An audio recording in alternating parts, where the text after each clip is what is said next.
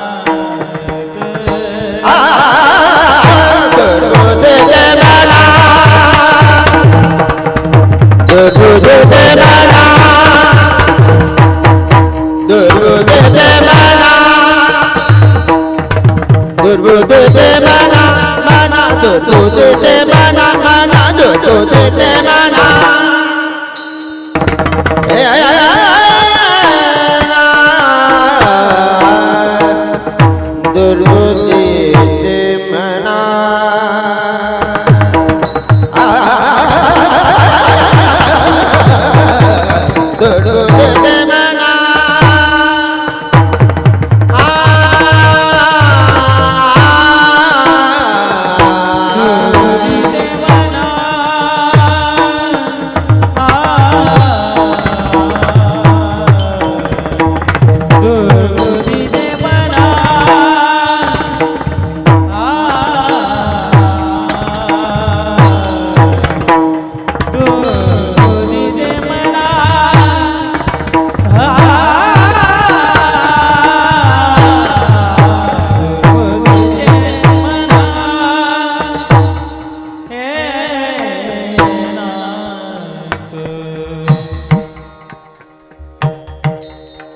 कदानुपदा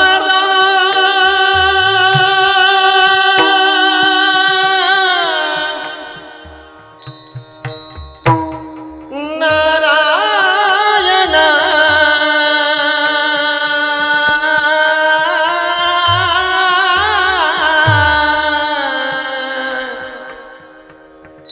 कदानुपदा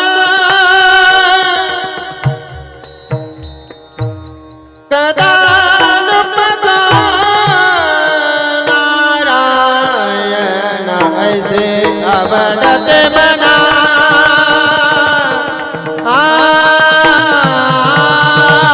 ऐसे अवडते मना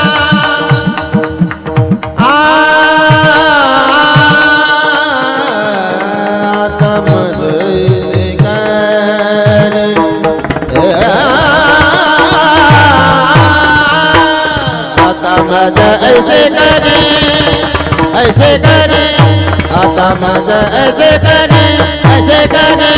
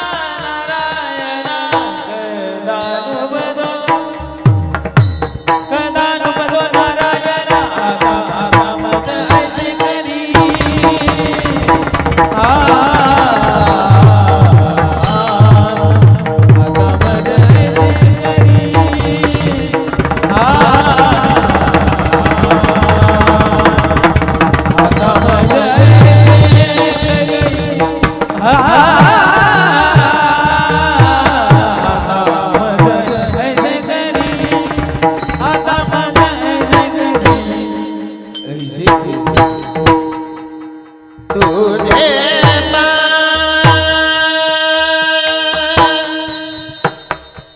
चित्ते दरे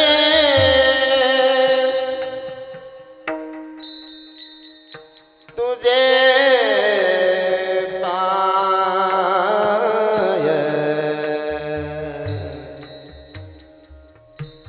चित्ते दरे तुझे पाय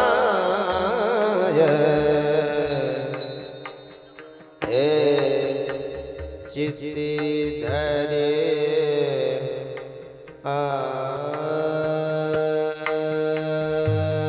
तुझे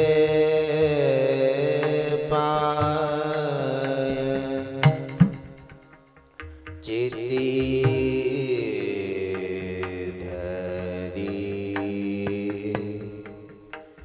तुझे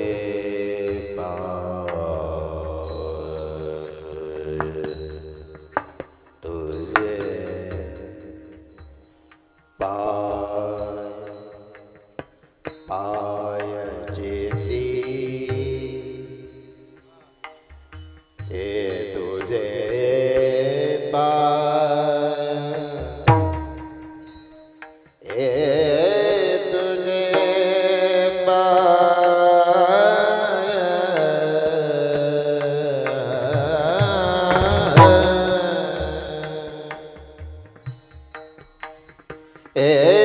तुझे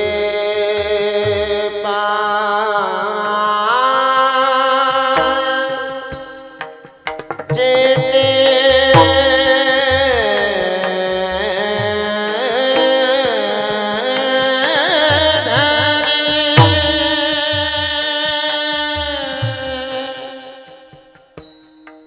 तुझे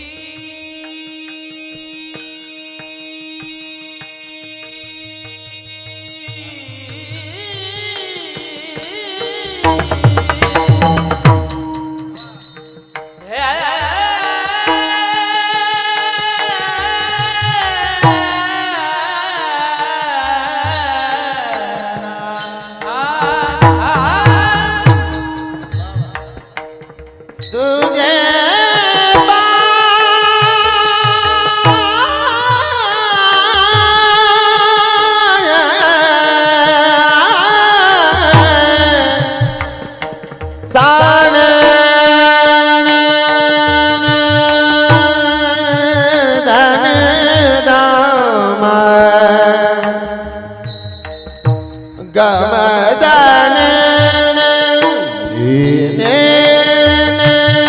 धन दाम गम गसाने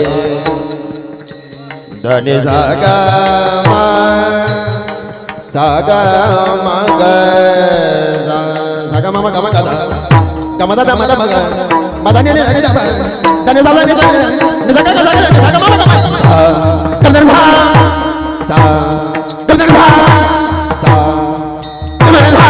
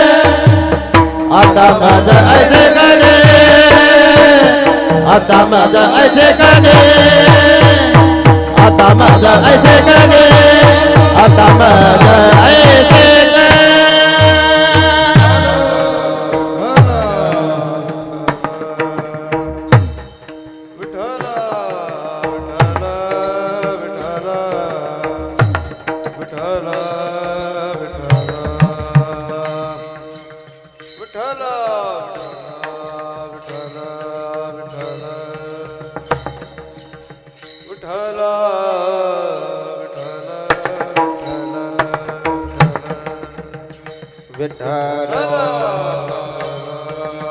विठ्ठल विठ्ठल टाळी वाजवा भजन घ्या, भजन घ्या. विठ्ठल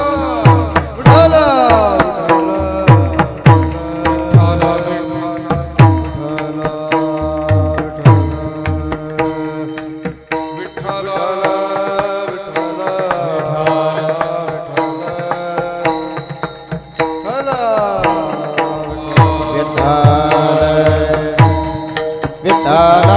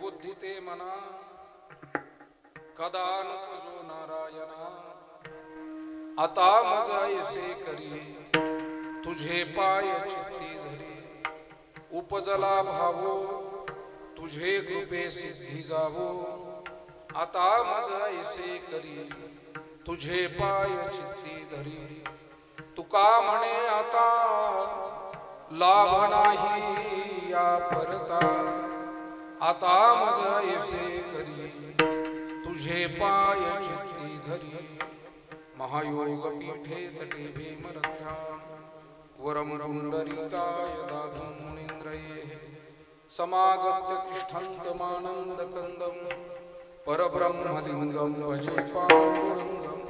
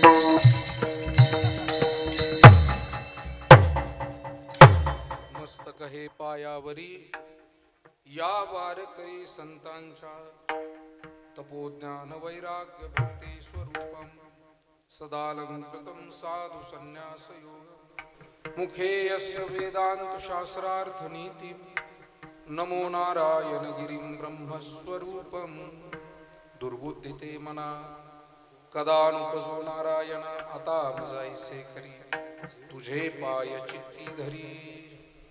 संत श्रेष्ठ जगतवंदनीय जगद्गुरु श्री तुकाराम महाराज यांचा 4 चरणाचा अत्यंत महत्वपूर्ण अशा स्वरूपाचा कीर्तन सेवेसाठी निवडलेला हा अभंग मनुष्याला हे जीवन यशस्वी आनंदी आणि समाधानपूर्वक जगण्यासाठी गरज आहे ती सद्विचारांची सद्बुद्धीची. आणि ज्या वेळेला माणसाचा विचार माणसाची बुद्धी ही सत्सत विवेक बुद्धी ज्याला आपण म्हणतो सत्य असत्याचा निवाडा करून असत्याचा त्याग करून ज्या वेळेला ती सत्याची मार्गक्रमणा करते त्याच वेळेला मनुष्य जीवन हे सार्थकतेकडे जाऊ शकतं. आणि म्हणून तुकाराम महाराज पांडुरंगाला प्रार्थना करतात, हे प्रभू कधीही आमच्या मनामध्ये दुर्बुद्धी निर्माण होऊ देऊ नको आणि आम्हाला असं कर की जेणेकरून आमच्या चित्तामध्ये तुझ्या पायाचं स्वरूपाचं नामाचं स्मरण राहील. अंतकरणात निर्माण होणारे जे सद्भाव आहे ते अखंड टिकून राहू दे. आणि महाराज म्हणतात मानवी जीवनातला तो सर्वात मोठा लाभ आहे.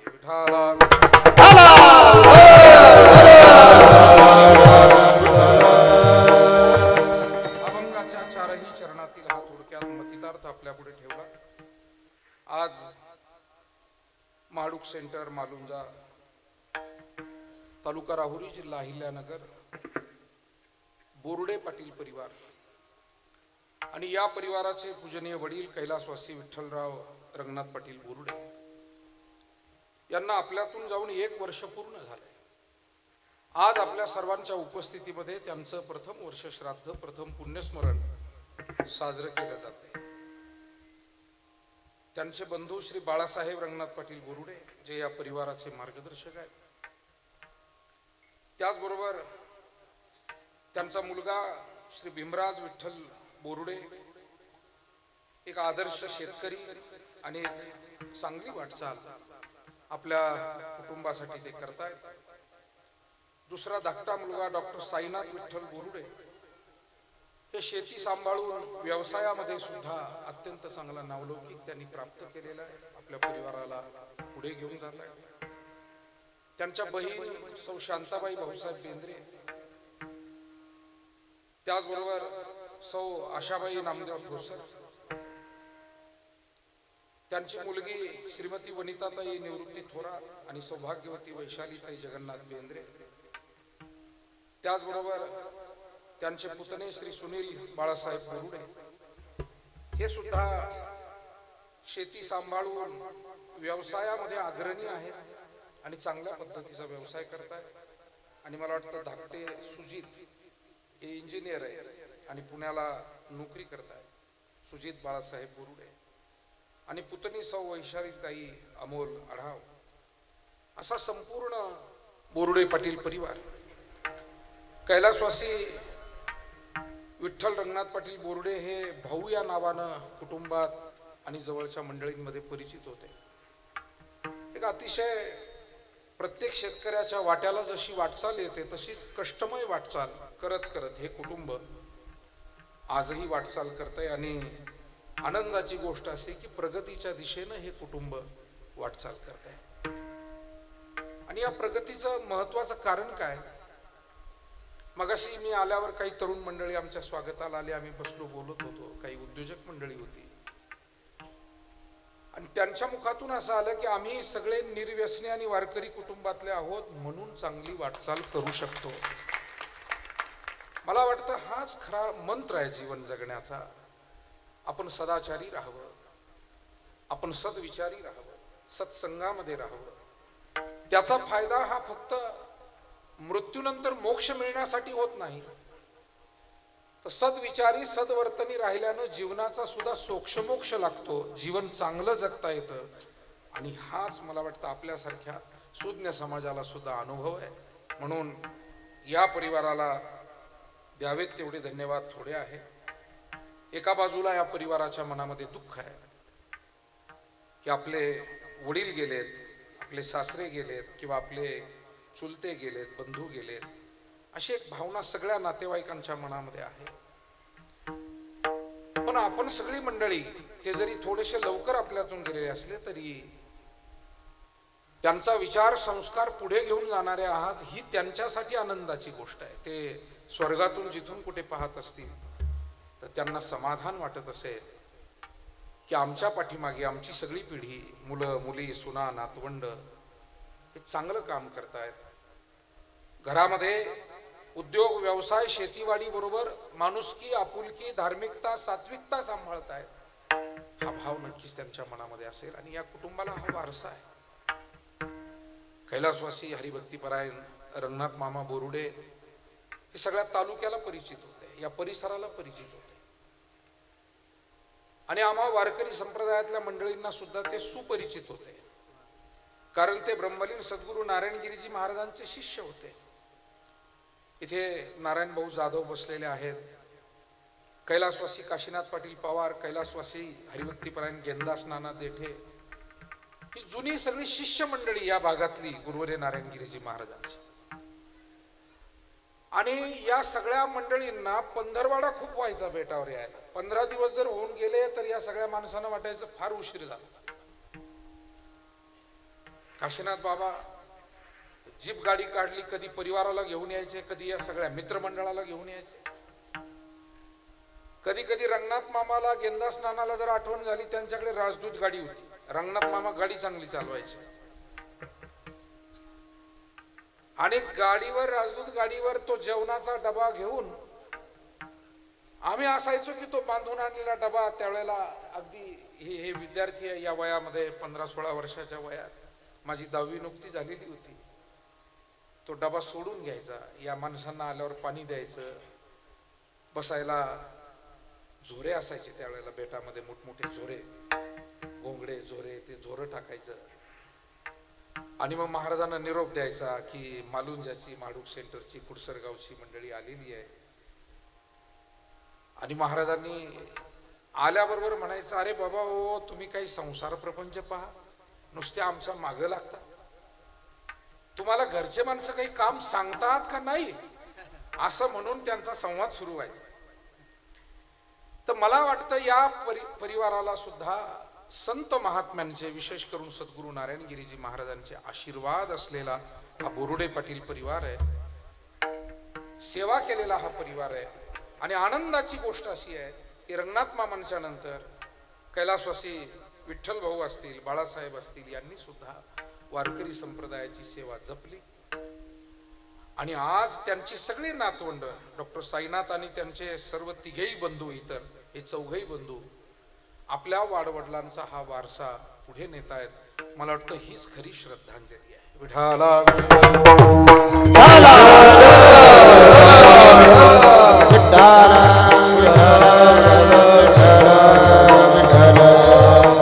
आजचा कार्यक्रम सुद्धा त्यांनी अतिशय भव्य दिव्य आणि श्रद्धापूर्वक आयोजित केला. या परिवाराने महाराष्ट्रातली आपली सगळी नामवंत दिग्गज वारकरी संप्रदायाला भूषण असलेली मंडळी या ठिकाणी उपस्थित आहे. आपले संगीत विशारद किशोरजी महाराज शेळके, भजन सम्राट आमचे कैलासजी महाराज पवार, दुसरे आमचे संगीत विशारद नंदू महाराज भगत,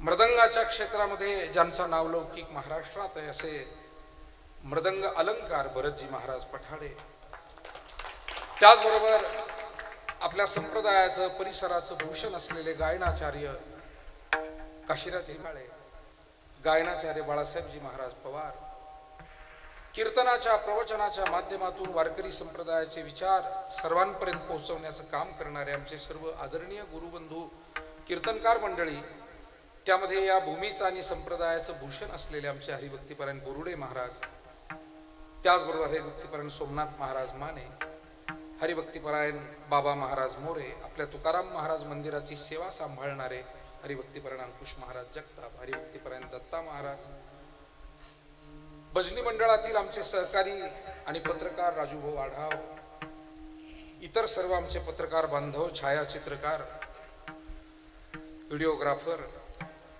त्याचबरोबर भजनी मंडळातील सगळे ज्येष्ठ वडीलधारी भजनी मंडळी, भजनी मंडळ महाडूक सेंटर, भजनी मंडळ हनुमानवाडी, भजनी मंडळ मालुंजा, भजनी मंडळ माहेगाव, कुडसरगाव, पाथरे, लाख असेल, मुसळवाडी असेल, इकडे वळण, मानोरी, अरडगाव असेल, अशा सगळ्या आपल्या पंचक्रोशीतले आदरणीय दोन्ही मालुंजाची सगळी ही भजनी मंडळी, त्याचबरोबर सगळे हे बालगोपाळ आमचे विद्यार्थी भजनी मंडळी, आमचे विनेकरी महाराज, माता भगिनी, आमचे तीनही चोपदार, बोरुडे पाटील,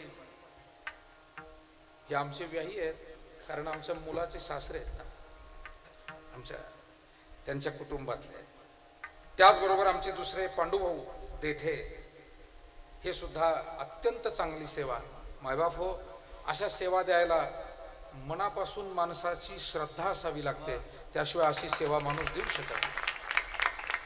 मनापासून संप्रदायावर प्रेम, संतांचा चोपदार होण्यामध्ये मला धन्यता, ही भावना मनामध्ये, आणि म्हणून ही सगळी मंडळी या ठिकाणी आहे. आमचे भजनी मंडळातील सहकारी चंद्रकांत भाऊ असतील, आमचे डॉक्टर आढाव असतील, ज्यांची साऊंड सिस्टीम आहे वसंत भाऊ शेळके आहेत, ज्यांचं हे कार्यालय आहे ते आमचे वयोवृद्ध आमचे थेवरकर पाटील आहेत. या निमित्तानं आत्ताच या ठिकाणी उपस्थित झालेले वारकरी संप्रदायातील आमचे ज्येष्ठ मार्गदर्शक सकाहरी महाराज जाधव आहेत. आपल्या डॉक्टर तनपुरे कारखान्याचे सन्मान्य संचालक मंडळी या ठिकाणी आवर्जून उपस्थित आहे. त्यामध्ये आदरणीय ज्ञानेश्वर माऊली कोळसे पाटील आणि सर्व संचालक मंडळींनाही मी धन्यवाद देतो. आदरणीय चौरे साहेब आणि त्यांचा सगळा मित्रपरिवार, डॉक्टर साईनाथ बोरुडे आणि त्यांना या कार्यामध्ये साथ देणारे रावसाहेब भाऊ असतील, निवृत्ती भाऊ असतील, त्यांची सर्व मित्रपरिवारातील मंडळी यांना धन्यवाद दिले पाहिजे. आपले माजी उपसभापती सन्मान्य रवी भाऊ आढाव या ठिकाणी आहेत, सन्मान्य ठोसर भाऊसाहेब आहेत, बेंद्रे नाना आहेत, जगताप पाटील आहेत. या निमित्तानं नारायण भाऊ रिंगे असतील, नारायणराव पवार असतील. आता खरं म्हणजे उल्लेख करू गेलो तर सगळे आपण सुपरिचित आहात. रमेशराव पवार पाटील आहेत, सगळीच आपण आदरणीय मंडळी आहात. आमचे कान्हेगाववरून खास करून उपस्थित अशोकराव खरात, प्रवीण भाऊ, त्यांची सर्व स्नेही मंडळी, आपण सर्वजण, आमचे चंद्रकांत पाटील आणि सगळी ज्ञात अज्ञात मान्यवर मंडळी, माता भगिनी, आपण उपस्थित आहात. आणि कैलासवासी विठ्ठल रंगनाथ पाटील बोरुडे तथा भाऊ यांनाही आदरांजली, श्रद्धांजली आपण या ठिकाणी अर्पण करतोय. जगद्गुरु तुकाराम महाराजांचा अभंग जो सेवेसाठी घेतलाय तो मानवी जीवनाच्या कृतार्थतेच्या दृष्टीनं मार्गदर्शक आहे. तुम्हाला, मला आणि सर्वांना प्रेरणा देणारा हा अभंग आहे. कारण मानवाला मिळालेली जी बुद्धी आहे ते मानवाचं विशेष असं मानवाला लाभलेलं वरदान आहे. मनुष्य हा इतर प्राण्यांपेक्षा वेगळा आणि श्रेष्ठ कशामुळे ठरला तर तो त्याच्या बुद्धीमुळे ठरलेला आहे. इतर प्राण्यांना माणसाला आहार लागतो, त्यांनाही आहार आहे. माणसाला आरामाची, निद्रेची गरज आहे, इतर प्राणीही आराम निद्रा घेतात. मनुष्याची वंशवृद्धी आहे, इतर प्राण्यांची वंशवृद्धी आहे. आणि मनुष्याला भय आहे, इतर प्राण्यांनाही भय आहे. जन्मापासून ते मृत्यूपर्यंत इतर प्राणी आणि माणूस याच्यामध्ये अनेक गोष्टीत साम्य आहे. त्यातल्या काही ठळक गोष्टी फक्त आपल्याला सांगितल्या. आहार निद्रा भयमैथुनंच सामान्यमेतत् पशुभिर्नराणां ज्ञानम हि तेषां अधिको विशेष ज्ञानेन हीनं पशुभिः समानः. मग मानवाजवळ विशेष काय आहे? ज्ञानम हि तेषां अधिको विशेष, ज्ञान विशेष आहे. बाहुले मनुष्य देही निज ज्ञान घातले. भगवंताने आपलं स्वरूप असलेलं ज्ञान म्हणून निज ज्ञान म्हटलं. आपण आपल्या जवळचं दुसऱ्याला काही देणं ही एक महत्वाची गोष्ट असते, विशेष काही देणं. तसं भगवंताचं स्वरूप आहे ज्ञान, त्याचं स्वरूप आहे सत्य, आणि भगवंताचं स्वरूप आहे आनंद. सच्चिदानंद रूपाय विश्वोत्पत्त्यादि हेतवे तापत्रय विनाशाय श्रीकृष्णाय वयं नमः. महाराजांनी गोड वर्णन केले. आनंद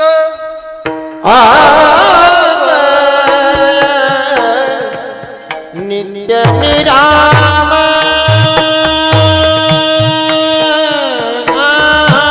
आनंद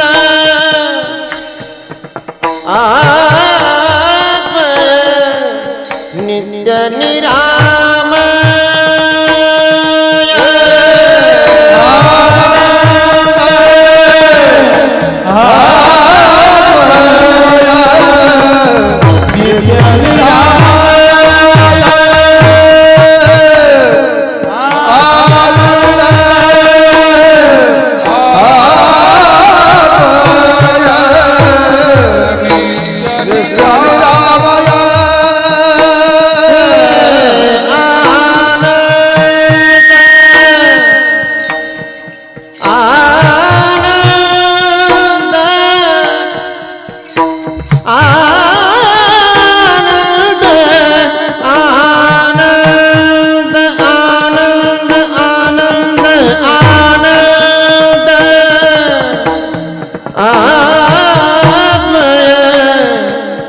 नित्य निरामय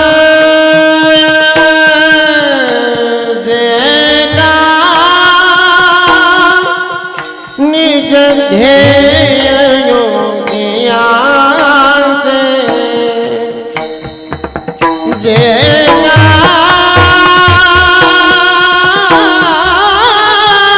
निज ध्येय योगियांते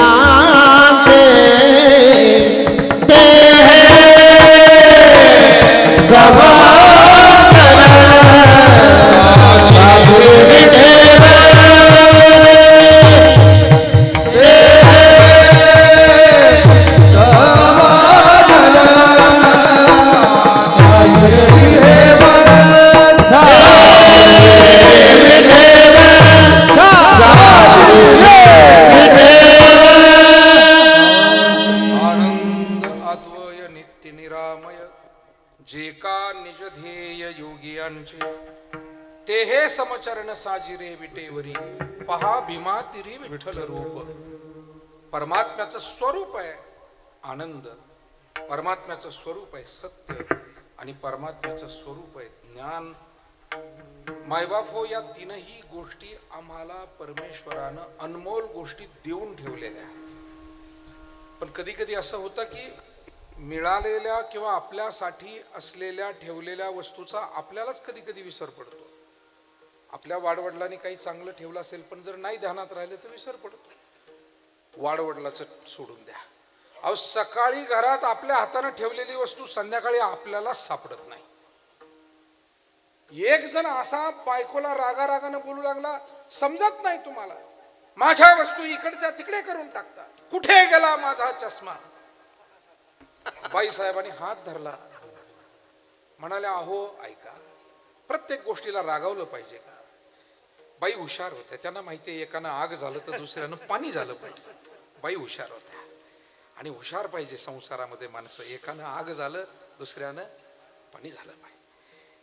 बाईसाहेब म्हणाले अहो ऐका, चष्मा पाहिजे ना, चला. कुठे घेऊन निघाली मला. अहो आरशात तर बघा, मोठा आरसा होता त्यांच्या घरात आणि आरशात पाहिल्यावर चष्मा डोक्यावर. तुझे आहे तुझ पाशी परी तू जागा. मायबाप हो, आम्ही आमच्याच जवळ असलेल्या अनेक गोष्टी विसरून गेलो. हे म्हणणं माझ्यासारख्या सामान्याचं नाही, माऊली ज्ञानराजांचं आहे. आपुला आपण पया विसरू जो धनंजया, तेची जाण या अज्ञानारूप. आम्हाला आमच्या मूळ स्वरूपाचा विसर पडला, कारण परमेश्वरानं आमच्यामध्ये जन्माला येतानाच जेव्हा जीव म्हणून आम्ही आलो, त्या जीवतत्वासोबतच या तीन गोष्टी आल्या. आपण म्हणतो मग आम्हाला सुख मिळालं नाही, आम्हाला. अरे सुख मिळालं नाही म्हणणंच चुकीचं आहे. म्हणजे सूर्यानं म्हणावा आम्हाला उजेड पाहायला मिळालं नाही, आम्हाला उजेड पाहायला मिळालं. सूर्यानं असं म्हणणं कसं हास्यास्पद वाटतं. तसं आपण म्हणायचंय आम्हाला सुख, आम्ही त्या सुखाला प्राप्त करू शकलो नाही, अनुभव त्याचा घेऊ शकलो नाही. काहीतरी प्रतिबंध असेल, तो प्रतिबंध आम्ही दूर करू शकलो नाही. अज्ञानाचा, अविवेकाचा, आत्मस्वरूपाविषयीचं जे अज्ञान ते आम्ही घालवू शकलो नाही. परंतु सुख आमच्या जवळ आहे. आणि म्हणून प्रत्येक व्यक्तीला परमात्म्यानं ज्ञान दिलंय, आनंद दिलाय, सत्यता त्यामध्ये दिली. जीवात्म्याच्या रूपानंच हे सगळे. कारण ईश्वराचा अंश म्हणजे जीवात्मा आहे. ममैव अंशो जीव लोके आपल्या सगळ्यांच्या पाठ आहे. गीतेचा 12वा 15वा 9वा अध्याय पाठ असलेली मंडळी आपल्याकडे सगळी, अभंगांचं ओव्यांचं पाठांतर असलेली मंडळी. तुका म्हणे कैची कीव कोठे जीव निराळा. हे पहा, सोन्याची तार आहे आणि त्यातून थोडी कापून घेतली आणि त्याचा एक तुकडा बाजूला काढला. मग आता सोन्याच्या तारेतून सोन्याचा तुकडा बाजूला काढला म्हणून त्याचे गुणधर्म वेगळे होतात का? नाही होत. समुद्राच्या पाण्यातून बादलीभर पाणी बाजूला आणून थोडं चाखून पाहिलं म्हणून ते गोड लागतं का? समुद्राचे गुणधर्म त्या बादलीभर पाण्यातही येतात. सोन्याचा गुणधर्म त्या सोन्याच्या तुकड्यातही येतो. तसं परमात्म्याचे जे काही मूळ स्वरूप आहे त्या स्वरूपाची विशेषता जीवात्म्यामध्ये सुद्धा येते. आणि म्हणून तुकोबाराय म्हणतात, तुझ मज नाही भेद सहज केला से विनोद. हे पांडुरंगा, आम्ही या बोधावर आलोय आणि ही अनुभूती घेतलेली आहे. तुझ्यात आणि आमच्यात आता कोणता भेद राहिलाय असं आम्हाला वाटत. तू माझा स्वामी मी तुझा तू माझा स्वामी मी तुझा रंग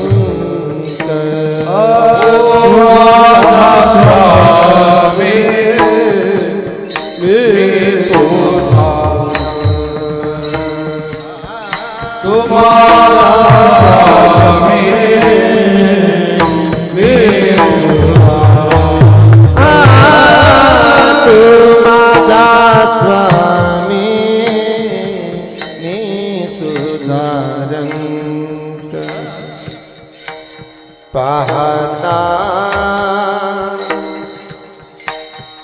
नदी से पाहता नदी से वेगणी मी तू जाऊ दे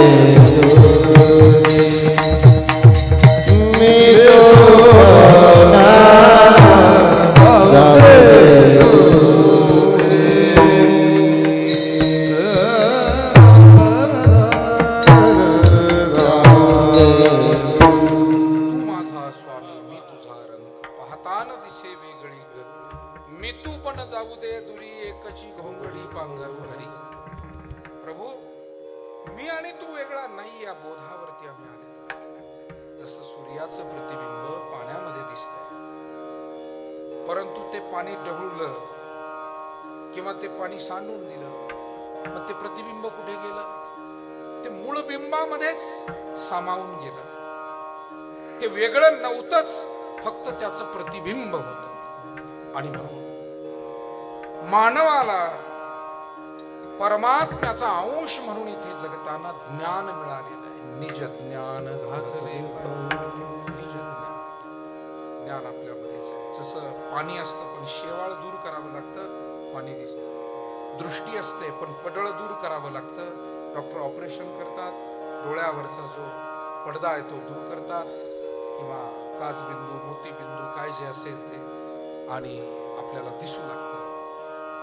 तशाच पद्धतीनं आपल्याजवळ ज्ञान आहे, फक्त अज्ञानाचं आवरण. अज्ञानेनावृतं ज्ञानम तेन मुह्यन्ति जंतवः. अज्ञानेन आवृतं ज्ञानम, गीता म्हणते अज्ञानाचं आवरण आलेलं आहे, आवरण आले, ते दूर करायचं आहे. आणि म्हणून मानवाला जी मिळालेली बुद्धी आहे, जे ज्ञान आहे, ते आपल्याला जर का व्यवस्थितपणे त्या ज्ञानाचा बुद्धीचा विकास करायचा असेल तर आपल्याला ग्रंथाचा आणि संतांचा आश्रय करावा लागतो. कारण आपल्यामध्ये असलेलं ज्ञान ते पवित्र ज्ञान आहे, कारण ते ईश्वराचा अंश असलेलं ज्ञान आहे, ते अध्यात्म ज्ञान आहे.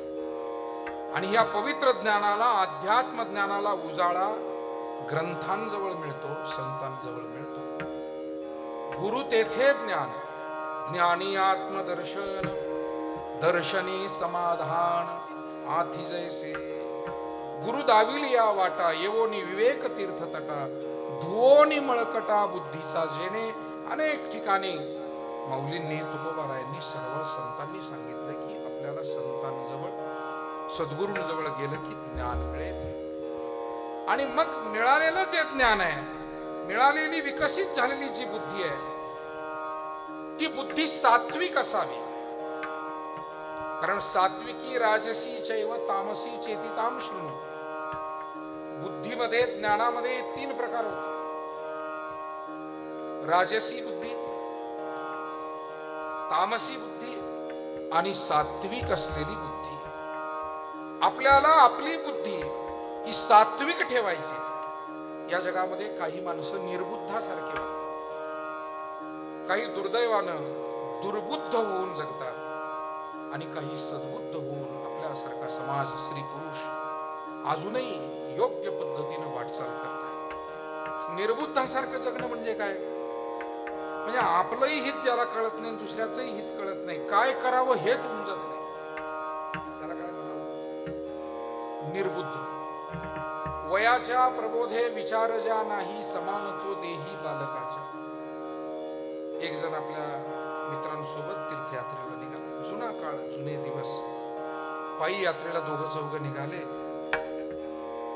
याच्या घरचे म्हणाले, बाबा आमचा हा पोरगा जरा कुठं गेलेला आलेला नाही, जरा भोळा आहे, याला सांभाळून न्या. भूक लागली जेवण करीत जा, अंधार पडला मुक्काम करीत जा, एकमेकाला सांभाळून न्या, सांभाळून आणा. अशा सूचना सगळ्याच घरच्या लोकांनी चौघांच्याही केल्या. आता हा इतका निर्बुद्ध होता. एक दिवस पायी प्रवास चाललेला आहे. जंगलाजवळ गेले न दिवस मावळले. बाकीचे म्हणाले, चला गड्या आपण पाय उचलून लवकर जाऊ, एखादं गाव येईल, एखाद्या मठा मंदिरात धर्मशाळेत कुठेतरी मुक्काम करून मधुकरी मागू. तो म्हणला, नाही नाही, घरचे काय म्हटले होते, दिवस मावळेल तिथे. अरे पण हे जंगल आहे ना, इथे निवारा नाही. नाही नाही नाही, घरचे काय म्हटले होते. म्हणजे बुद्धीचा उपयोग करायचाच नाही, फक्त जेवढं काही त्याला दिलेला प्रोग्राम आहे, कॉम्प्युटरला जसा प्रोग्राम देतात तसं ते करायचं. शेवटी माणसाला प्रत्येक विषयाचा निर्णय घेताना प्रत्येक वेळी सारासार विचार करावा. नियम वेगळे राहतात, कधी कधी परिस्थिती वेगळी राहते आणि दोन्हीचा मध्यबिंदू काढून निर्णय घ्यावे लागतात. हे बाकीचे म्हणाले, नाही बाबा आम्ही इथे झोपणार नाही. तो म्हणला, मी घरच्या लोकांची आज्ञा मोडणार नाही, इथेच झोपणार. तिथेच झोपला तो रस्त्याच्या कडेला. हे बाकीचे गेले. रात्री चोर कुठेतरी चोरी करायला चाललेले आणि त्यांनी पाहिलं रस्त्यात कुणीतरी झोपलेलं दिसतं. जवळ येऊन पाहिलं, एकटाच दिसतो. त्याच्या अंगावरचं पांघरून बाजूला गेलं. हे कोण तू? दुसरा म्हणला, काय नाही दिला तू, त्याच्या पिऊन पडलं असेल. अशा जंगलात रस्त्यात दुसरं कोण पडायचं? अशी स्वतःची दुर्दशा करून घेणारे हेच नमुने असतात, दुसरं कोणी नाही. अशा रात्री स्वतःची दुर्दशा करून घेणारे नमुने असतात. हा त्यातला नमुना दिसतो. हे मुद्दाम भूक का बघतो, कोणाला तरी राग यावा, कोणीतरी सोडून द्यावं. मला काय म्हणजे पुढचा विषय आठवत नाही म्हणून ते वाक्य बोलतो असं काही नाही. पण कीर्तनकार काही हेतू घेऊन फिरत असतो, जो संतांनी दिलेला हेतू आहे. इथे तर सगळे सज्जनच जमलेले आहेत, पण या मीडियाच्या माध्यमातूनही सगळे जण कुठेतरी आम्हाला चांगल्या जीवनाची शिक्षा दीक्षा जी संत विचारातून मिळते ती मिळावी हेच कळतं. आणि म्हणून जाऊ द्या, कुणी पिऊन पडलं. तो म्हणला, दारू पिणारा कुणाला म्हणतो? मी माळकरी वारकरी माणूस आहे. ते झोपेतून उठून बोलायला लागला. आता काही गरज होती का? चोर आले पण निर्बुद्ध. दुसरा म्हणला, अरे वारकरी माळकरी चालला असेल वारीला, त्याजवळ तरी काय सापडायचंय? ते चोर एकमेकात बोलताय, कशाला वेळ वाया घालतो, आपलं पुढचं काम राहून जाईल. तो म्हणला, अरे काय मला तुम्ही दरिद्री समजलात का? घरच्यांनी 100 रुपये खर्चाला दिलेले. आता जुन्या काळात 100 म्हणजे फार झालेलं, आजचे 5-10 हजार झाले. घरच्यांनी 100 रुपये मला खर्चाला दिलेले आहे. मग तो म्हणला, अरे हे गिराईक जरा आपल्या भाग्यात दिसतंय, आज योगात दिसतंय, आपला लक चांगला दिसतोय, चालून आलाय. आले ते चोर, झाडाझडती घेतली, 100 रुपये हिसकून घेतले, 2-4 टोले मारले, उठला तर पाय. कोणाला काही सांगितलं तर पाय. आणि इथून जर पळाला, तुम्हाला येड लागलं काय, दिवस उगल्याशिवाय जाणार नाही इथून. याला म्हणावं निर्बुद्ध. विठाला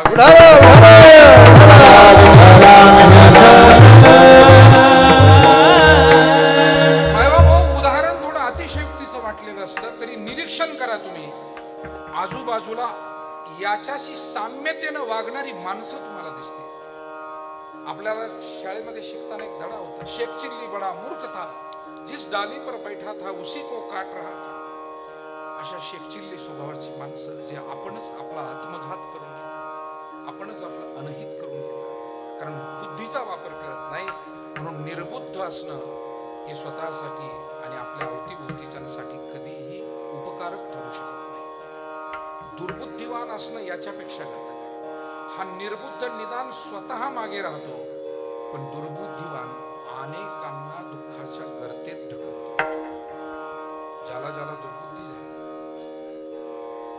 दुर्योधनाला दुर्बुद्धी झाली, आणि त्या दुर्बुद्धीचा परिणाम काय झाला? 100 कौरव मारले गेले, संपूर्ण राज्य गेले, आणि आयुष्यभर दुसऱ्याला ज्यानं रडवलं तो दुर्योधन ढसढसा रडून शेवटी त्यानं प्राण सोडले. कारण मरते वेळी सगळे घरचे भेटायला आले. फार मोठं सांगत नाही, लांबलंच. भास नावाचे कवी आहे, त्यांनी 2500 वर्षापूर्वी महाभारतावर भाष्य लिहिले. जसं व्यासांनी 5000 वर्षापूर्वी महाभारताचा ग्रंथ लिहिला, त्यानंतर 2500 वर्षानंतर, म्हणजे आता 2500 वर्ष मागे भास नावाचे कवी झाले, जे पोस्ट ग्रॅज्युएशन करणारे कला शाखेतून, आर्टमधून, त्यांना हे विषय काही अभ्यासाला आहे. तर त्या भासानं असं लिहिलंय, सगळे घरचे भेटायला आले, पत्नी, आई वडील, आणि त्याचा लहान मुलगा पण आला दुर्योधनाचा, आणि तो म्हणाला, बाबा मला मांडीवर घ्या. भीमानं मारलेल्या गदेमुळे मांडीतून रक्त वाहत होतं.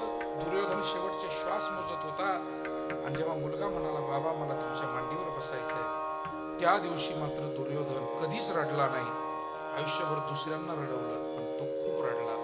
प्राण सोडताना तो म्हणाला, बाळा मला आता जीवनाचं तत्वज्ञान कळायला लागलंय. आईनं सांगितलं, वडिलांनी सांगितलं, साक्षात भगवान श्रीकृष्ण मला समजून सांगायला आला. असा गुरु कोणाला भेटणार? पण तरी मी जुमानलं नाही, ऐकलं नाही. पण आता लक्षात येतंय, जोपर्यंत जगण्याचे दिवस होते, चांगले दिवस होते, मांडी चांगली होती, तोपर्यंत मी बाळा तुला कधी मांडीवर घेतलं नाही.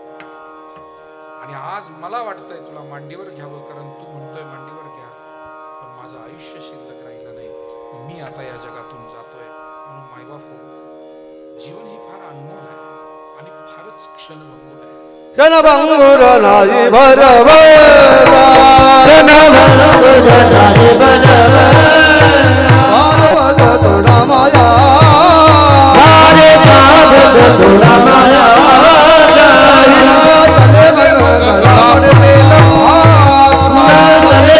गळाकडे पाहता पुढे उचार थोडा हे उडाता, पुढे उचार थोडा हे उडाता,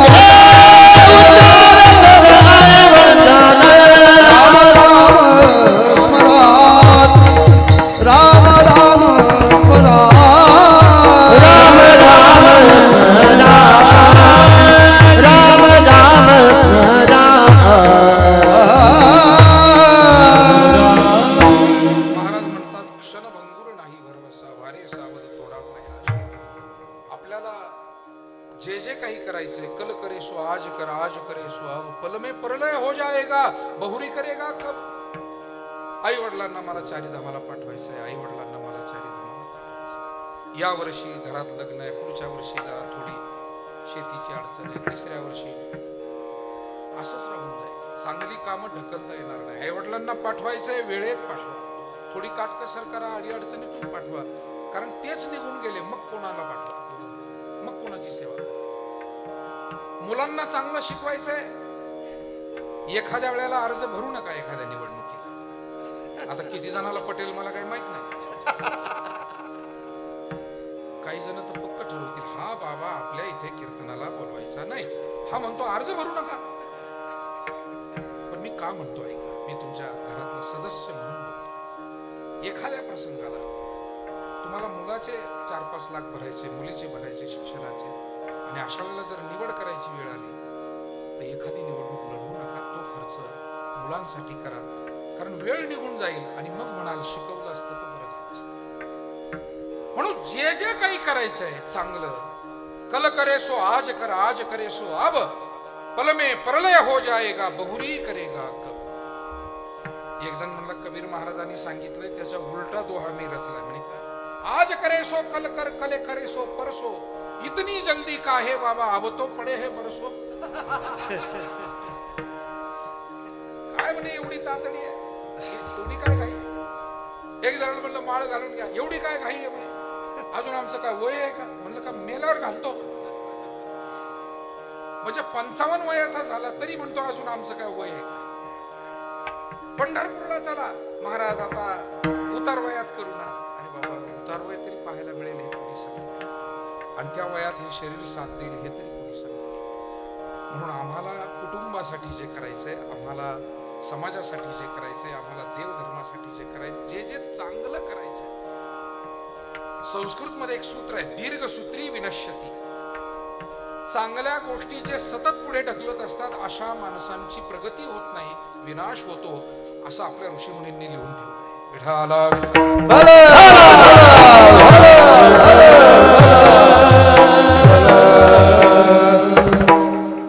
आदरणीय सुरेश शेठजी वाबळे साहेब आले, मागे आमचे रत्नाजी पाटील बसलेले. आता खरं तर इतके मान्यवर आहेत, आणि सुरेशांना परवा राहुरी फॅक्टरीवर 2 तास बसूनच होते, घाई होती, लग्नतिथी होती, पण ते म्हणले थांबायचंच आहे आज. पण मी सुद्धा आपल्या सगळ्यांच्या वेळेचा सन्मान करतो, तो केला पाहिजे. कारण बरोबर आदरणीय आमचे सगळे हे गुणीजन मंडळी, महाराज मंडळी, भजनी मंडळी, आमची सगळी बालगोपाळ 9:45 इथे सगळे पोहोचले. 10ला बरोबर सुरुवात झाली आणि 12 वाजता आपल्याला बरोबर थांबायचंय. कारण कार्यक्रमाच्या शेवटी आमच्या बोगडे परिवाराने, डॉक्टर साईनाथ आणि त्यांचे तिघेही बंधू जे आहे, या परिवाराने एक खूप चांगला आदर्श उपक्रम आज ठेवला.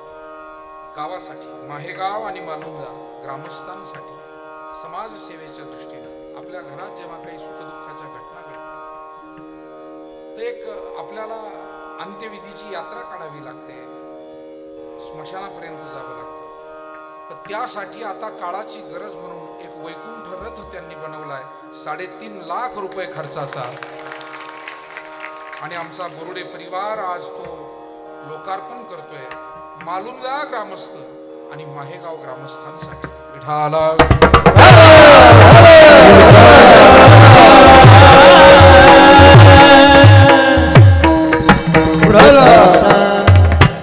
छोटासा कार्यक्रम आहे, मान्यवर आहेत, त्यातले मुख्य मंडळींनी 2 शब्द बोललंच पाहिजे, आणि म्हणून 2 शब्दाची श्रद्धांजली होईल आणि त्यासाठीचा वेळ राहावा म्हणून मी वेळेत सुरू केलंय, वेळेत थांबेल. मुद्दा इतकाच आहे, माणसाला दुर्बुद्धी नको आहे. दुर्बुद्धी जर असेल तर खऱ्या अर्थानं घात होतो. दुर्योधनानं शेवटी पश्चाताप करून श्वास सोडला. दुर्बुद्धी परवडली नाही. बाबा दुर्बुद्धी दुर्योधनालाच निर्माण होते का? नाही हो. कधी कधी जगातल्या सज्जन म्हणवणाऱ्याला, तुमच्या माझ्यासारखा जो सज्जनपणाचा अहंकार घेऊन फिरतो, त्यालाही दुर्बुद्धी होते. मी थोडासा एक छोटा पण महत्वाचा प्रसंग महाभारतातलाच आठवण करून देतो. पंडूराजा, पांडवांचे वडील, थोरले भाऊ धृतराष्ट्र हे अंध होते, आणि म्हणून पंडूराजाला राज्यपद देण्यात आलं. थोडं महाभारतामध्ये मागे जावं लागतं आपल्याला प्रसंग. आणि जेव्हा पंडूराजा राज्यकारभार सांभाळत होते, त्यावेळेला एक दिवस जंगलामध्ये ते गेलेले आहे शिकारीसाठी, आणि एक हरणाचा कळप आहे, त्या हरणाचा एक जोडपं प्रणयरत आहे, आणि अशा वेळेला नेमकं पंडूराजानं बाण सोडला आणि त्या हरिणाला मारलं. आता अशा वेळेला किंवा काही कारण नसताना बाण सोडून मारणं याची काही आवश्यकता नव्हती. पण कधी कधी सगळं चाललेलं असताना माणसाला दुर्बुद्धी सुचते म्हणतात. परवा पुण्यामध्ये एका म्हाताऱ्या माणसाला बुद्धी सुचली. आता ती सद्बुद्धी का दुर्बुद्धी, वयस्कर माणसाविषयी मी तशी काही टिप्पणी करणार नाही, कारण वडीलधाऱ्याचा सन्मान केला. त्याने 22 कोटी 2 लाख रुपये शेअर मार्केटमध्ये लावले. किती लावले?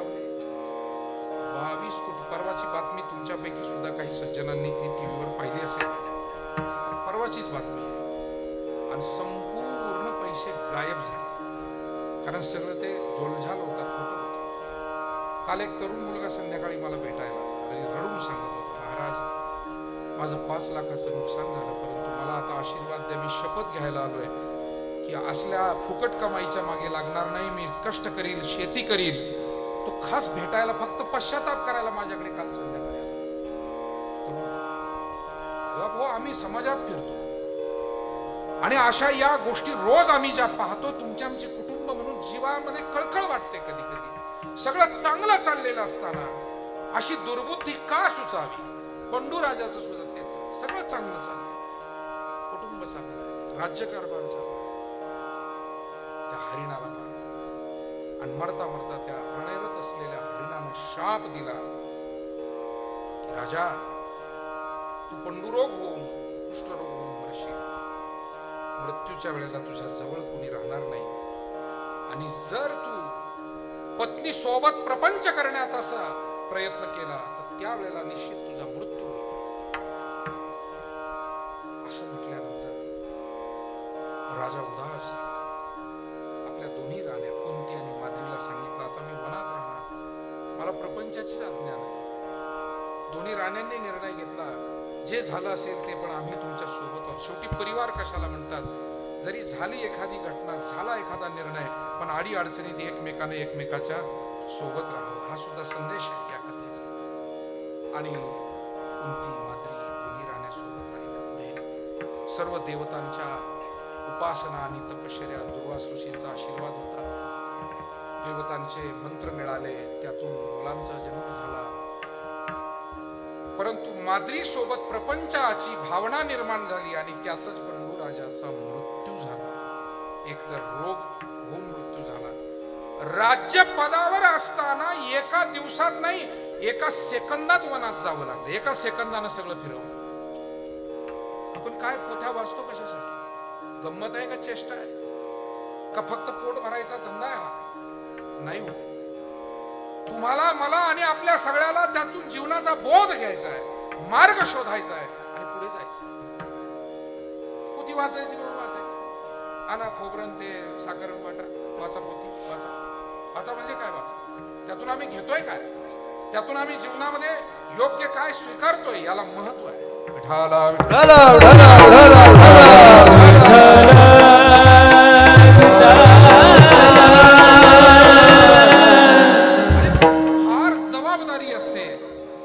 जीवन परमेश्वराच्या आणि सद्गुरूंच्या, मायबापांच्या आशीर्वादाने जेव्हा सुखाच्या वाटेने चाललेलं असतं, त्यावेळेला तर फार जबाबदारी असते.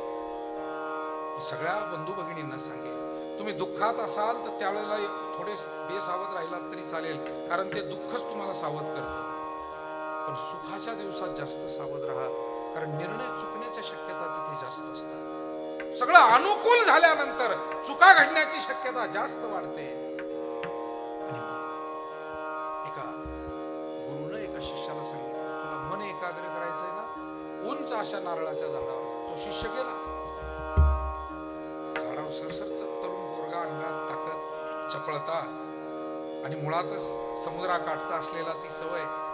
मन एकाग्रतेसाठी त्या गुरुनं आपल्या शिष्याला हा अभ्यास दिला. झाडावर थोडा वेळ तिथे थांब आणि पुन्हा सुखरूप खाली. तो गेला, झाडाच्या शेंड्यापर्यंत गेला, थोडा थांबला, खाली आला आणि 10 फूट जमीन राहिल्यावर गुरुजी म्हणले, अरे हळूच ये रे. काय म्हणले गुरुजी? हळूच ये रे बाळा. तो खाली आला, सुखरूप आला. पण त्याच्या मनात, तो एक विचारी मुलगा होता, त्याच्या मनामध्ये जरा एक थोडासा विचार सुरू झाला. मी इतक्या उंच चढलो, त्यावेळेला गुरुजी म्हणले नाही की हळू जा. झाडाच्या शेंड्यावर होतो त्यावेळेला म्हणले नाही काळजी घ्या. आणि जेव्हा जमिनीच्या जवळ आलो, पार पोहोचलो, गुरुजीला विचारलंच त्याला, गुरुजी असं का? म्हणाले, बाबा धोका आता सोपं झालंय. असं जेव्हा वाटू लागतं ना, तेव्हाच धोका होतो. आता सोप्यात आलं, आता टप्प्यात आलं. आता हे ज्यानं त्यानं प्रत्येकाच्या क्षेत्रात घ्यायचंय, पण सोपं वाटू द्यायचं नाही कधी. शेवटपर्यंत प्रयत्न करणं. आणि मला वाटतं आपल्यासारखी शहाणी सुरती माणसं हाच निर्णय घेतात शेवटपर्यंत. मग ती शेती असो, तो व्यापार असो, ते समाजकारण असो, ते शिक्षण असो, नोकरी असो, शेवटपर्यंत सावध राहावं लागतं. महाराज म्हणताय सावध झालो लो सावध झालो सावध झालो सावध झालो पुढे या थोडस जागा कमी महिला हरी जालो पुढे सरका. सगळे पुढे सरका. हरी जालो पुरुष मंडळी थोडं पुढे या थोडं. हरी जालो जागरणा हरी जालो सावध झालो सावध झालो हरी जालो जागरणा हरी जालो जागरणा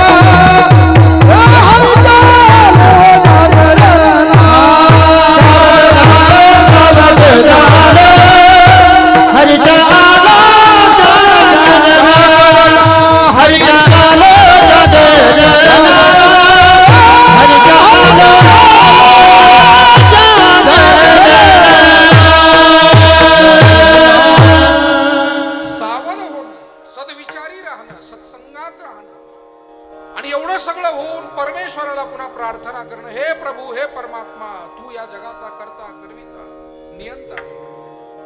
तुकाराम महाराज पांडुरंगाच्या चरणी प्रार्थना करतात, आम्ही या भक्ती मार्गाला लागलोय परंतु आम्हाला कधी दुर्बुद्धी निर्माण होऊ देऊ नको. अभंग दुर्बुद्धी दे मारा ए दुर्बुद्धी दे मना दुर्बुद्धी दे मना दुर्बुद्धी दे मना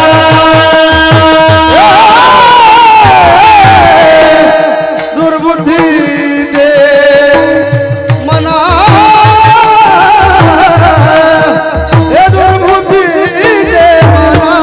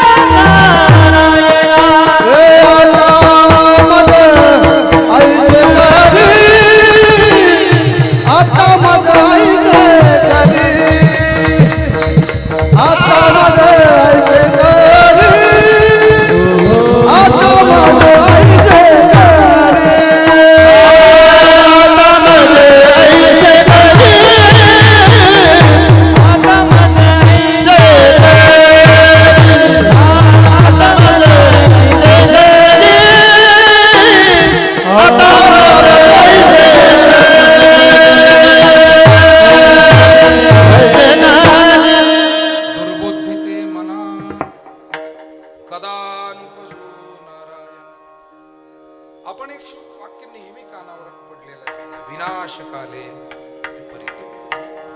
आणि ज्या ज्या वेळेला छोटासा निर्णय एखादा चुकतो त्याचे परिणाम कधी कधी 2-2 पिढ्या. आपण अभ्यास करा समाजाचा. लक्षात एक निर्णय असतो आणि 2 पिढ्यांना ते भोगावं. मग आपल्याला काय अधिकार आहे? आपण जर आपल्या कुटुंबाला सुख देऊ शकत नाही तर आपल्या दीड शहाणपणामुळे आपल्या कुटुंबाला दुःख देण्याचा काय अधिकार आहे? माझा थेट सवाल आहे.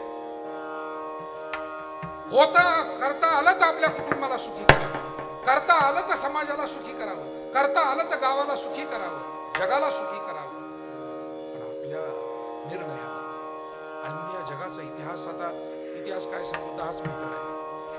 मला तरी किती कळतो, मला किती कळतं. पण देश पातळीवर कसे दुःखाचे निर्णय कधी कधी झाले, सामाजिक पातळीवर कसे झाले, कौटुंबिक पातळीवर, याचं थोडंसं मुद्देसूद पुन्हा विश्लेषण करायचं म्हटलं तर पुष्कळ विषय त्यातला विस्तार करता येणार देण्यासारखं आहे. पण मला वाटतं आपल्यासारखी सुबुद्ध माणसं आहे म्हणून कुटुंब आज मला या बोर्डे परिवाराचं आणि बोर्डे परिवारासारखे आदर्श असलेल्या आपल्या परिवारांचं कौतुक करायचं आहे की आजोबाच्या काळातून वडिलांच्या काळात आणखी चांगली प्रगती आणि वडिलांच्या काळातून आज नातवांच्या काळात आणखी चांगली प्रगती आणि तेवढीच माणुसकी, तेवढाच भक्तिभाव. मला वाटतं हा प्रवास योग्य प्रवास आहे आणि हा प्रवास घडणं ही खरी श्रद्धांजली आहे. या वाडवडिलांना स्वर्गातून सुद्धा आपल्या या पिढीकडे पाहताना आनंद वाटावा अशा पद्धतीचं वर्तन आपल्या कर्माला आणि आपल्या धर्माला दोन्ही ठिकाणी न्याय देण्याचं काम ही सगळी मंडळी करताय. म्हणून दुर्बुद्धी ते म्हणा कदानुपजो नारायण देवा दुर्बुद्धी सद्बुद्धीच दे. ज्ञानोबा तर म्हणतात जैशी दीपकळिका धातुटी परी बहुतेजा ते प्रगटी तैशी सद्बुद्धी हे ते कुटी.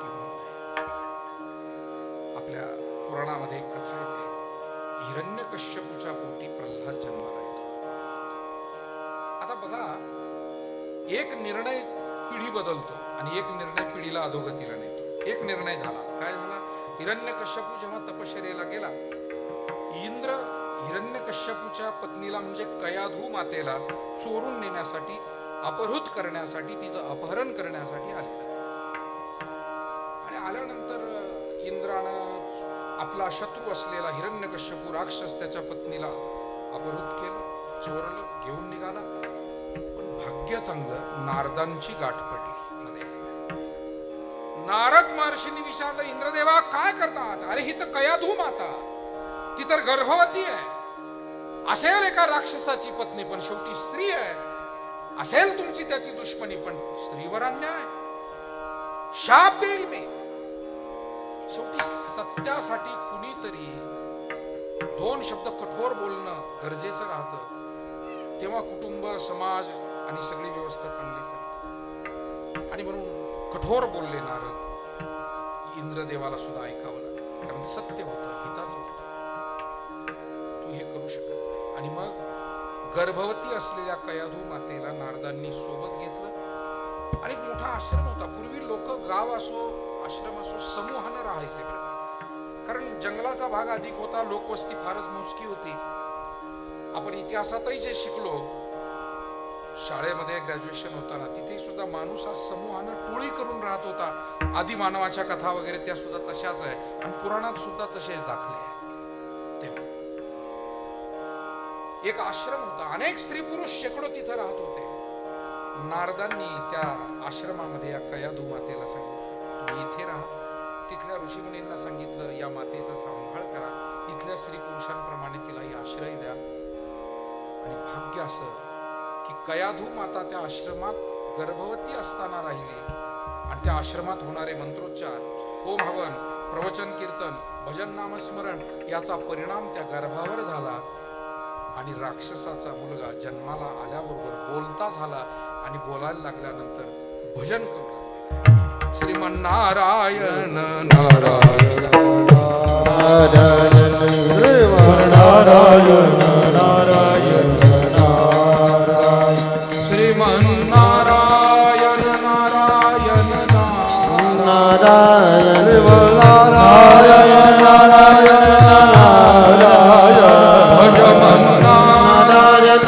नारायण नारायण भजमन नारायण नारायण नारायण हे श्रीमन्नारायण नारायण नारायण श्रीमन्नारायण नारायण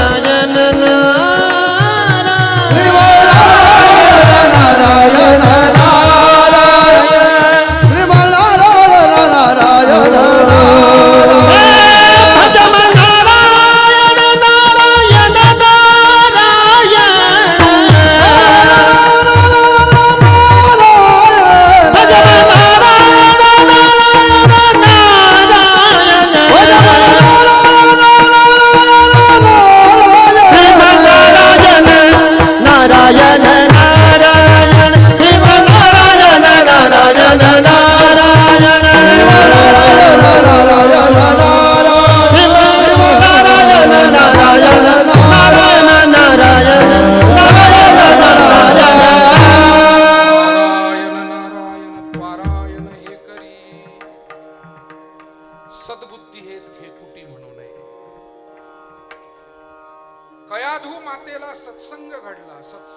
परिणाम गर्भावर झाला. म्हणून गर्भवती आमच्या भगिनींनी लेकी बाळींनी पोथी वाचावी, नामस्मरण करावं, देवाचं पूजन करावं, तुळशीला प्रदक्षिणा घालावी. काही प्रसंग जरी घडले तरी विचार शांत राहतील, सात्विक राहतील याचा प्रयत्न करावा. तुमच्या पोटी जन्माला येणारी मुलगी किंवा मुलगा त्या स्वभावाचा निघाल्याशिवाय राहणार नाही. हे विज्ञान नाही, अध्यात्मातून मिळालेलं हे काय आहे? विज्ञान. आज विज्ञानाच्या कसोटीवर सुद्धा हे खरं आहे, हे सत्य. आणि म्हणून गर्भसंस्कार तेव्हा भक्त प्रल्हाद भजन करू लागले आणि त्याचा परिणाम असा झाला की त्या राक्षस कुळाचं रूपांतर भक्त कुळामध्ये झालं. प्रल्हादापर्यंत ते कुळ राक्षस कुळ आहे, पण पुढे बळीराजापर्यंत पुढची परंपरा जर प्रल्हादापासून पाहिली तर हे सगळे कसे आहे? एक सद्बुद्धी निर्माण झाली तर त्यानं पिढ्यानपिढ्यांचा उद्धार होतो, आणि एकाला दुर्बुद्धी निर्माण झाली तर पिढ्यानपिढ्या पुन्हा दुःखाच्या खाईत जातात. म्हणून दुर्बुद्धी ते म्हणा कदा नुपजवणारा.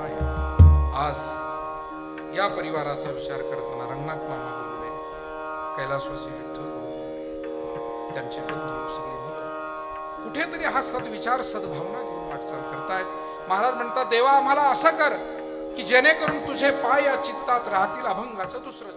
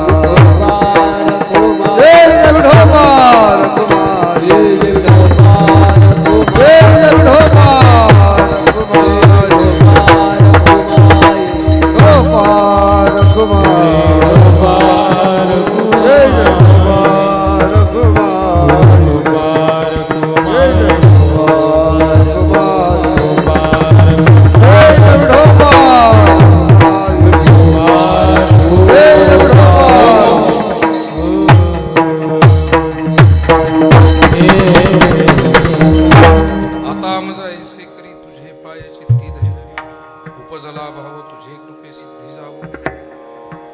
आपल्याला सर्वांना मिळून खरं तर आज ही श्रद्धांजली अर्पण करावी लागली. लवकर गेले विठ्ठल पाटील हे आपल्यातून, परंतु निश्चितपणे त्यांना त्यांचं जीवन कृतार्थतेनं ते जगले. आपल्या प्रपंचाची चांगली वाटचाल त्यांनी डोळ्यांनी पाहिली आणि म्हणून पुन्हा एकदा सर्वांच्या वतीनं मी भावपूर्वक आदरांजली वाहतो.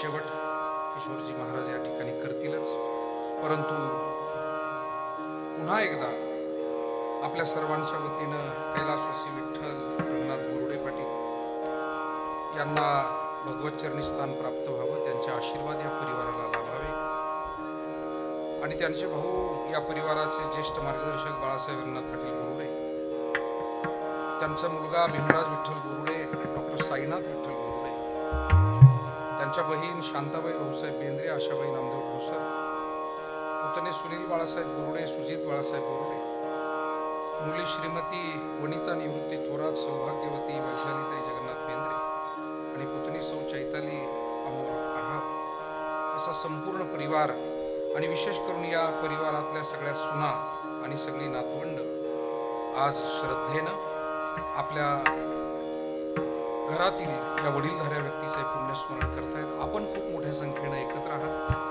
वारकरी संप्रदायातील नामवंत मंडळी सुद्धा या ठिकाणी आवर्जून आहेत. तेव्हा सर्वांना मी धन्यवाद देतो. आमचे श्यामकाका असतील, सगळे मान्यवर असतील, ज्यांच्याकडे आमची भोजन व्यवस्था आहे, असे माजी संचालक मधुभाऊ पवार असतील, सर्वच आपण मान्यवर आहात. आपल्या सर्वांच्या वतीनं पुन्हा एकदा ही आदरांजली व्यक्त करतो. एकदा माऊलींचं भजन करूया. ज्ञानेश्वर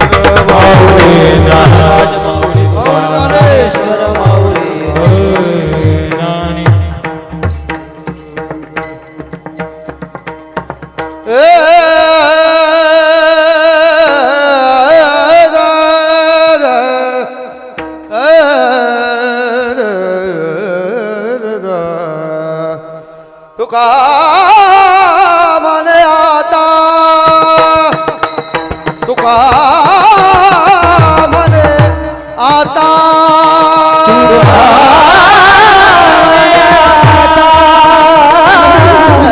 तुका म्हणे आता, तुका म्हणे आता, तुका म्हणे आता,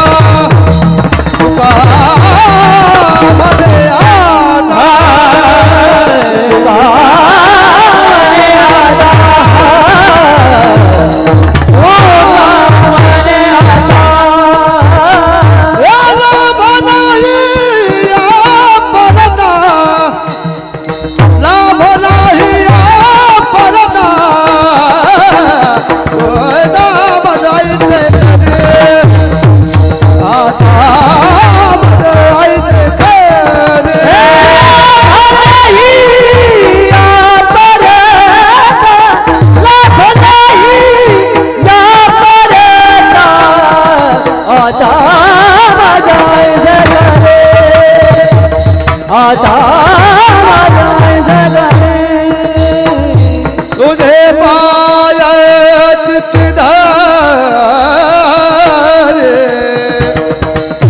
तुझे पाय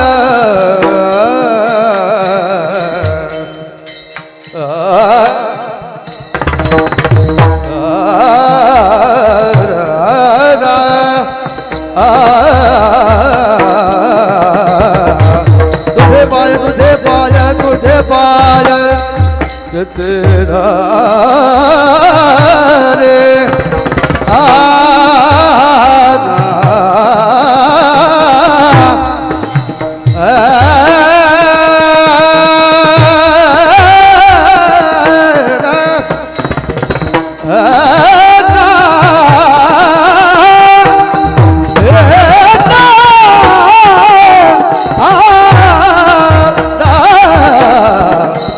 तुझे पाय, तुझे पाय, तुझे पाय चितधारे, तुझे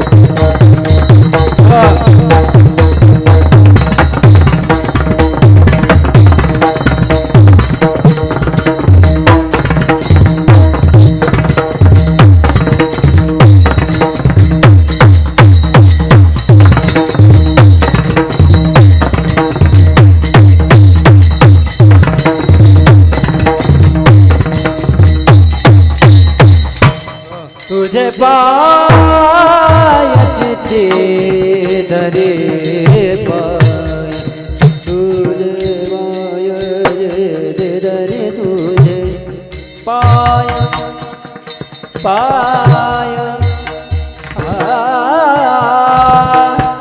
पाय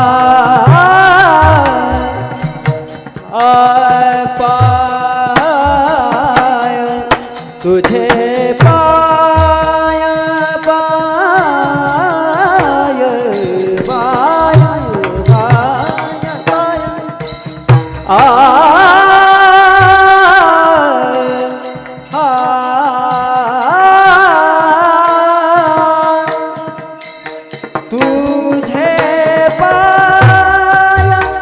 पाय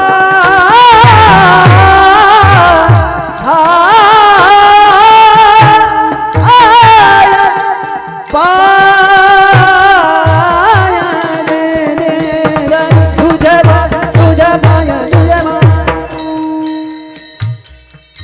तुझे पाय तुझे पाय पाय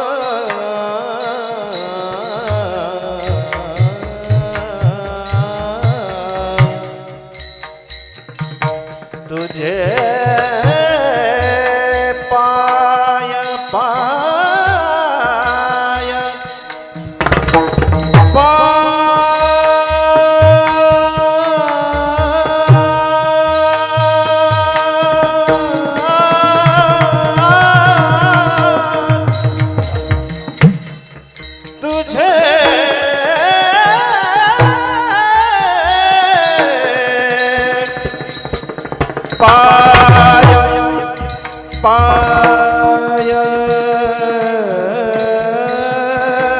पाय पाय चित्ते चित्ते धरी चित्ते धरी तुझे पाय चित्ते धरी तुझे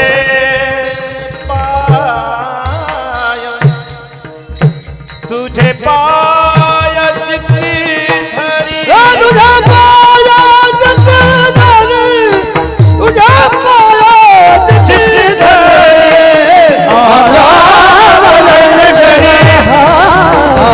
आजा वजायचे घरी आजा वजायचे घरी आजा वजायचे घरी झालेली सेवा या ठिकाणी आटोपती घेतो. पुन्हा एकदा आदरांजली अर्पण करतो. बुरुडे परिवाराने आज माहेगाव आणि मालुंजे ग्रामस्थांसाठी एक सामाजिक सेवेचं भान ठेवून दुःखद क्षणाला एक थोडासा हातभार लागावा या भावनेनं वैकुंठ रथ 3.5 लाख रुपयाचा जवळजवळ त्यांनी बनवला. कोल्हारमध्ये तो बनवून आणलाय आणि ट्रॅक्टरचा बनवलाय. मला हे आवडलं की कारण गाडीचा बनवला ती गाडी जागेवर सारखी उभी राहते आणि मग ते वेळेला चालू होत नाही वगैरे. तर ट्रॅक्टर आपल्या सगळ्यांच्या घरी आहे. ही ट्रॉली नुसती जोडून नेली की त्याचं काम सोपं होतंय. तर हा प्रयोग अतिशय चांगला आहे. आमचे नामदेव महाराजही मागे आलेत. धन्यवाद आहे. सगळी मंडळी आपण उपस्थित आहात. जाता आता एक निमंत्रण आपल्याला देतो. जगद्गुरु तुकाराम महाराज विजयच्या निमित्ताने जगद्गुरु तुकाराम महाराज मंदिर नेवासा या ठिकाणी गाथा पारायण, श्रीमद भागवत कथा आणि तुकाराम विजयचा उत्सव ठेवलेला आहे. दिनांक मला वाटतं 26/2/2026 ते 5/3/2026 या कालावधीमध्ये सकाळी 7 ते 12 गाथा पारायण, दुपारी महाप्रसाद, सायंकाळी हरिपाठ आणि सायंकाळी 7 ते 10 वाजेपर्यंत श्रीमद भागवत कथा आपले अंकुशजी महाराज जगताप हे कथा निरूपण करणार आहेत आणि 5 तारखेला विजेचं आणि काल्याचं कीर्तन सकाळी 10 ते 12 असा हा कार्यक्रम संपन्न होणार आहे. आत्ताच स्वर्गीय प्रभाकरजी चौरे साहेबांच्या स्मृतिप्रित्यर्थ पुण्यतिथी निमित्तानं आदरणीय निखिलजी चौरे साहेब आणि परिवाराने अतिशय चांगला कार्यक्रम हनुमान कथेचा घडवून आणला. चांगली सेवा सातत्यानं ते आपल्या परिसरामध्ये देतात. सामाजिक धार्मिक सेवा, त्यांनाही मी या निमित्ताने धन्यवाद देतो. आपणा सर्वांना धन्यवाद देतो आणि थांबतो. विठ्ठल